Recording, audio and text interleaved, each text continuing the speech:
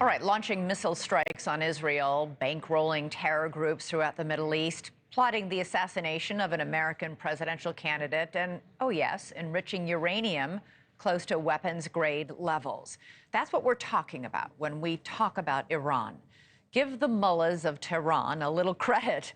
They become masters at inflicting damage against the U.S. and Israel in just the right dose that harms their enemies and expands their regional reach without provoking a major war, which could spell the doom for their regime.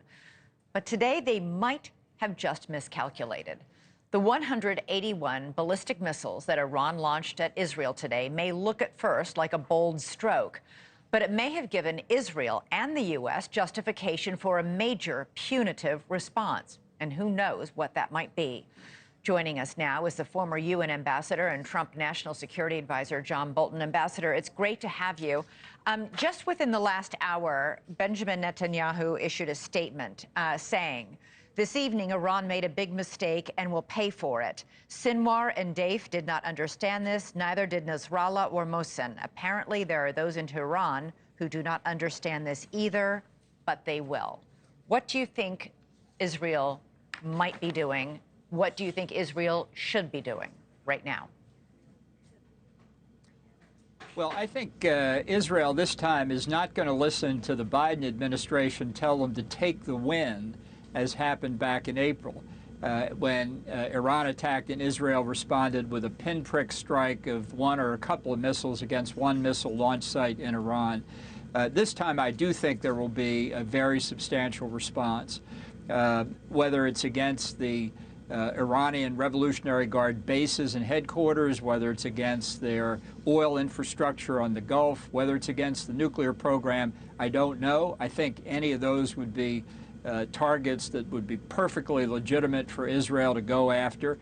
And I think this time this is a demonstration for everybody, not just for the terrorist groups, but for Iran itself.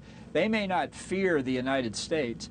They do fear Israel, and they'll fear it more after this Israeli response. I had asked the Israeli ambassador to the United Nations earlier in the show, at the beginning of the program, about whether or not Iran's nuclear facilities were on the potential target list. He refused to say, but you think they are and that they should be?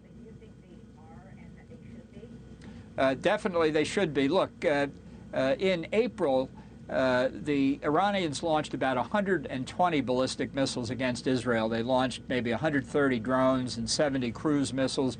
The hard missiles to shoot down are the ballistic missiles.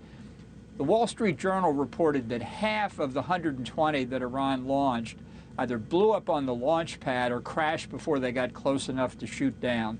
That's not something you plan. That was a failure on the part of Iran, or those missiles had been fixed by somebody before that. This time they launched about 200, about 180 made it to Israel. We don't know exactly what the damage is, but the fact is that these ballistic missiles at any given moment could have a nuclear weapon under their nose cones that Iran could buy from North Korea. And Israel doesn't want to face a nuclear holocaust. Given the risk of what would happen if Iran did use nuclear weapons, I wouldn't take any chances if I were the Netanyahu government. The National Security Council just issued a statement a short time ago as well, saying there will be severe consequences for this attack, and we will work with Israel to make that happen. It sounds like the United States is not saying take the win this time. Well, we'll see what they actually do. I mean, this is, you know, the old saying that you shouldn't believe I'm from the government and I'm here to help. When you hear the administration, this administration, say we'll work with Israel, if I were the Israelis, I'd say for the same reason we didn't tell you that we were going to go after Nasrallah, you'll hear from us later what our response is. Yeah, the Iranian mission to the United Nations called this a, quote, legal, rational, and legitimate response for the assassinations of the leaders of Hezbollah and Hamas. The Iranians went on to warn Israel that if it commits, quote, further acts of malevolence, a subsequent and crushing response will ensue. Thanks so much for watching. Go to joinnn.com to find NewsNation on your television provider. And don't forget to click the red subscribe button below to get more of NewsNation's fact-driven, unbiased coverage.